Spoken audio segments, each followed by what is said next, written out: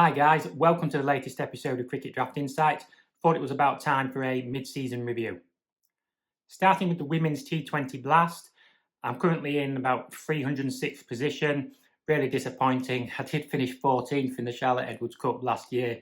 I have had a bit of bad luck, or just made some mistakes. So I originally said I was going to have Alana King in my team, and then somebody pointed out to me that she wasn't arriving until game week 4.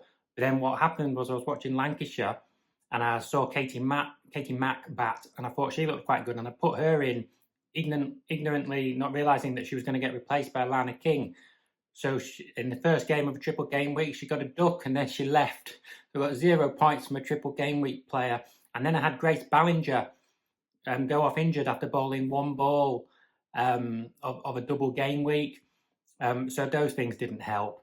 I normally captain Catherine Bryce if the Blaze are playing, if they have multiple fixtures, but I also try and get the triple game weekers in the all-rounders. So the last few weeks or the next week, it all becomes a blur because you start picking your team for the following week. You know, even I'm struggling to remember who I've got in my team. So I've had Georgia Adams and Charlie Knott have been a big part of my team, and I've captained Georgia Adams, and like Bouchier and Knott have done well at times. And then Adams follows them, doesn't get much opportunity, hasn't done much, done all right at times with the ball, but not excelled. And with it being like a smallish pool of players, it's just kind of difficult to catch up. And because my captain hasn't fired, I'm just like, I just keep going between like 250th and 300th and not really making any headway. So still enjoying it, still hope to, push my way up the table a bit and, learning more about different women's players all the time. One or two that I like, or I'm discovering more. One or two have maybe disappointed a little, but yeah, currently about 300th in the women's game. In the men's T20 Blast, I'm faring a bit better, so just outside the top 100 at the moment. Again, there have been some players who've disappointed. Michael Pepper would be an obvious one. I've had to get by without Jordan Thompson, who wasn't initially involved. But then, an Irene Donald, boom or bust, but we know what he's capable of. Tom Helm has been really good. And then you've got someone like Ben Kellaway, who's a bit in the middle, batting often at 3, but he's just been making starts, sometimes bowling, but not bowling 4 overs. It's interesting, like I don't have Save in my team now, but he's obviously not been bowling too much for Northamptonshire and finding himself down at 6. This week I had a decision, and it ended up being between sort of James Wharton and Louis Kimber, and I went for Louis Kimber because I thought he'd maybe bowling as well, but now he stopped bowling, he's dropped a bit lower down the order. But still, your Pepper, Donald, Kimber, as I think I said before, even if they don't get a lot, they do it quickly, so you can still rack up some points. Like I had Laurie Evans actually, brought him in because Surrey were triple game week in, and I think he only scored 15 off 7 with a 6, but it still gets you a few points, doesn't it? But because I went all in Derbyshire and Glamorgan, and some of that didn't work out. I think, again, as I said before, Zach Chappell got injured. Gorbin played one game and then didn't play the next 2 in a triple game week. So I ended up with 3 Hampshire and Surrey players. James Fuller didn't do a lot. Fortunately, Benny Howe did. I think there was some question of me captaining him. Okay, didn't do a lot with the bats, but actually so economical with the ball and picked up a few wickets that, that's worth a bit more points than someone who might be more, even if they took a couple of wickets for 40 runs. Benny Howe was taking a couple of wickets for a run of ball, and even if that other player might chip in with a few runs, Benny Howe ended up being a decent captaincy choice. Though obviously some people this week, I think, had Will Jacks, who is an interesting one. He obviously had a phenomenal week. He's got 97 or something, didn't he? I think picked up some wickets, so got about 600 odd points. But I did notice recently that Will Jacks is now ranked the number 1 T20 player in the world. And if you look at what he's done in recent times, it's not a lot. Like when he was at the IPL, he made a few starts, maybe 150. He sometimes bowled and he took the odd wicket. I'm not saying Will Jacks is a bad player. He's been, some amazing innings, and he's actually done better in one-day cricket than he has in T20 cricket for England. But I just found it curious that it's not like he dominated games up until recently, or been involved that much with batter ball, and yet he's ranked the best T20 player in the world. But obviously, for many people, he's quite a mainstream and really viable captaincy selection. when Surrey are triple game weeking. But yeah, currently just outside the top 100, and set my team up for next week after the break for the county championship.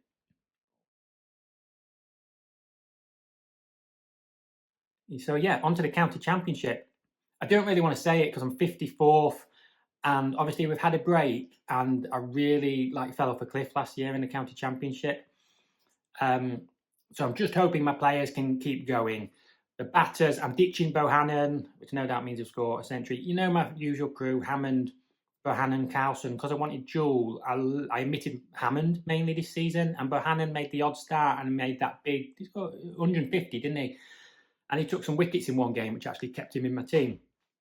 But then he's just done nothing again. And typically, not for the first time, Kieran Carlson, who is my second most expensive player, when I drop him, he went and scored 100. Like last year, I dropped him and he scored 54 and 80. So I've got to put Carlson back in. And I did have Hammond last time, and he made he made about 50 and 80. And I've got Caleb Jewell from the start, who's a really good one. He started with 4 quick half centuries, dried up a little, but then hit a double 100. I've had him a lot in the T20s until maybe this week when they were single game weeking. So he's one I made a commitment, I'm picking him all season. And I think ahead to the One Day Cup, which we'll talk about, I'll come to that as well. So Jewell, Hammond, Carlson. I then got my all-rounders, Higgins and Barnard, Kellaway, and I've still got Safe Sabe in there. Came close to dropping him at one point. Had one quiet game, and he's not bowling. For Rob Keogh, who I saw bowling, he was bowling in the second 11. So I'm hoping he's going to come back in just because I like him, even though he's not in my team. With the Kookaburra ball, I think he could do well. But I picked Zabe because Keogh wasn't bowling. Zabe took a few wickets and then Harrison came.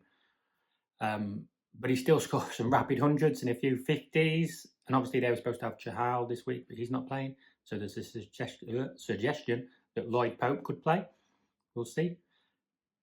Who's my wicketkeeper in county championship? Must be Michael Pepper, actually, who has not had a great blast, even though he's doing well in the county championship. So hopefully he turns it on. And then I've got Code Porter. And a really interesting, exciting one is Corey Rocchicchioli. So I had Fergus O'Neill, and I had him from the start. I had Harry Conway, and I had him from the start. Really good selections, I think, for Cricket Draft. In that O'Neill, I haven't seen much of him. Statistics.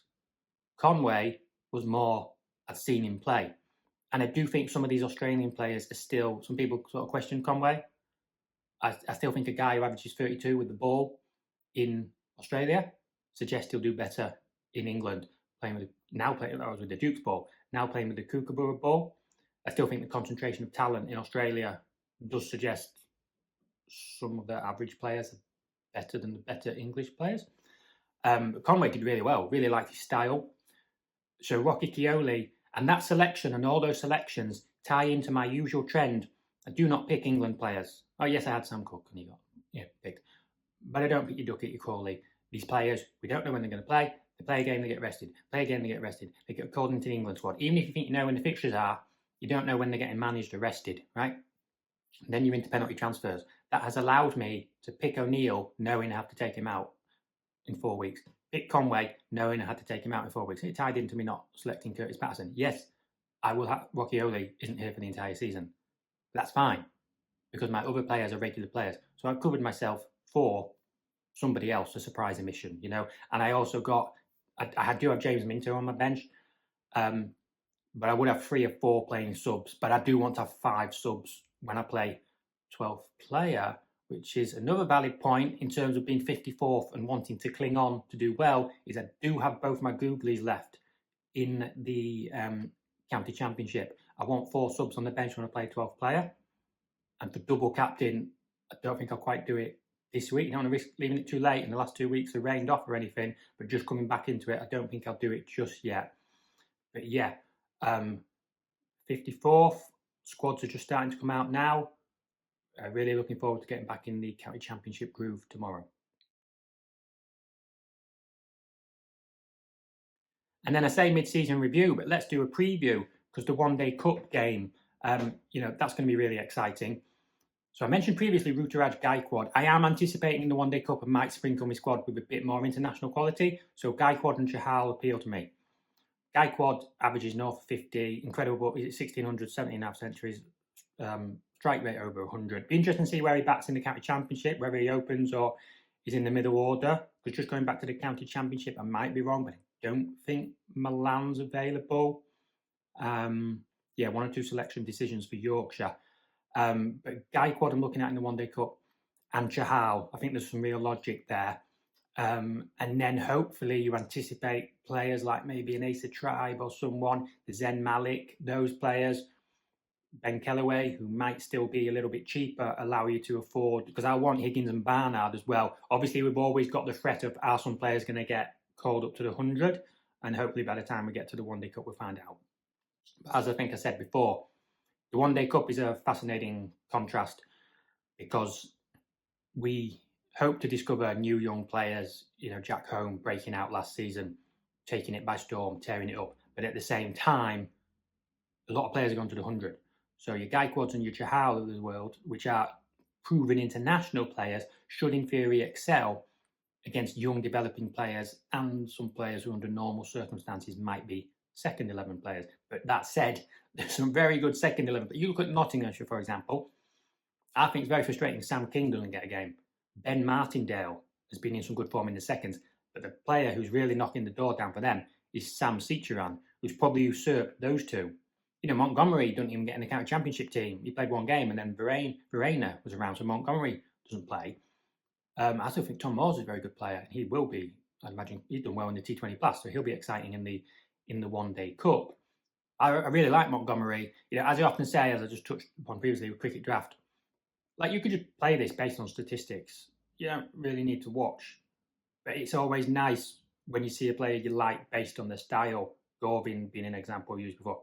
Montgomery, I find an interesting player to watch. I like his style. I like his bowling.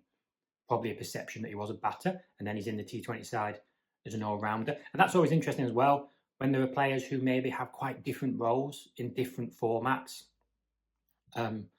He's perceived to be more of a batter in the county championship, probably more in the team for his bowling in the T20.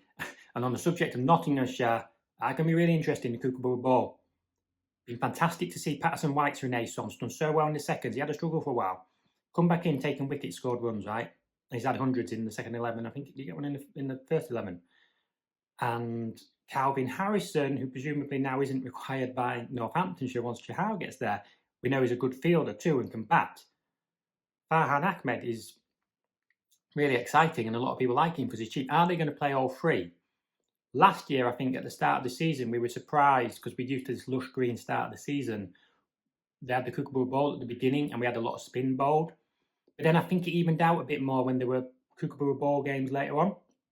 Because I remember particularly Rob Yates took some wickets and then there was a game in the second batch of Kookaburras where he didn't bowl.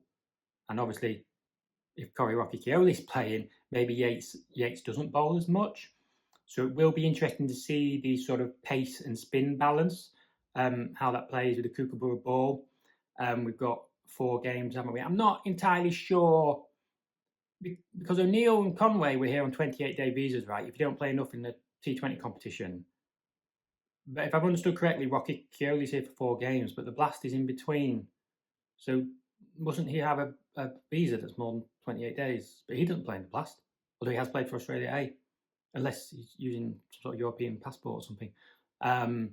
Anyway, well, he's here for the next 2, I think, so I'll pick him. And he played for Australia A, and he did have a strong finish to the Sheffield Shield. So it's just nice to have that kind of, say, wild card, O'Neill, Conway, Rocky Keoli, to complement the core of Higgins, Barnard, Carlson, Hammond, Code, Porter, etc.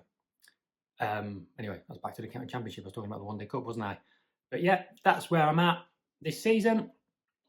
Loitering in mid-table obscurity, outside of the top 300, I think, in the women's T20 Blast, just outside the top 100 in the men's T20 Blast, just outside the top 50 in the county championship, currently joint first in the One Day Cup, and career ranking is 115.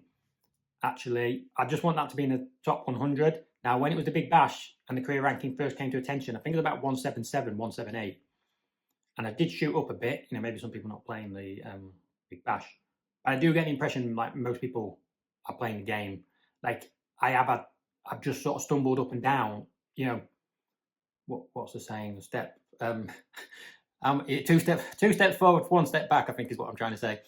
You know, I'm 117th, I go 115th, then I'm 116th, and then like I do have to work to be getting that career ranking. It's not like I'm just flying up and it's like, oh, some people must like not play anymore or whatever.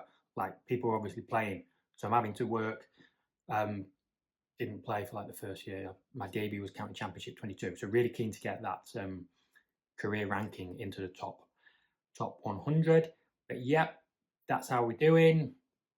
Let me know in the comments section how you're doing. Who are the exciting players you're looking to pick in the future in the competition, the new players. Thank you very much for everyone who interacts with me on X, and quite a few comments on YouTube. Do appreciate at least getting a few views on here. Enjoy making the videos. But always nice to get a few views and interactions too. All the best for the rest of the cricket draft competition summer. How's that?